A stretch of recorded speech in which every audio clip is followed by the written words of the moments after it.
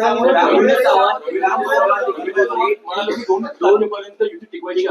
मी हे तुम्हाला आता सांगत नाही, गेले वर्षभर सांगतो, यांचे 35 आमदार फुटणार आहे. ज्या पद्धतीनं त्यांनी शिवसेनेच्या बाबतीमध्ये गुप्त ऑपरेशन तेव्हा केलं आणि आमचे आमदार, तीच पद्धत, त्याच पद्धतीनं आता शिंद्यांचे आमदार फोडण्याचं काम अगदी व्यवस्थित सुरू आहे.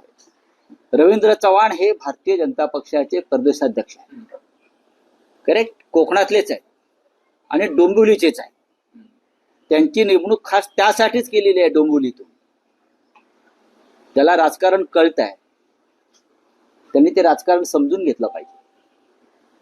आणि जे आजच सामनाचा अग्रलेख आहे, जे रवींद्र चव्हाणांचं वक्तव्य आहे 2 तारखेनंतर, आणि तुम्हाला आठवत असेल, मीही वारंवार तेच सांगत होतो, डिसेंबर नंतर बघा काय त्यांचा कोथळा. यांना वाटत असेल की दिल्लीचे 2 महान नेते आमच्या पाठीशी आहेत, ते कोणाच्या पाठीशी नसतात.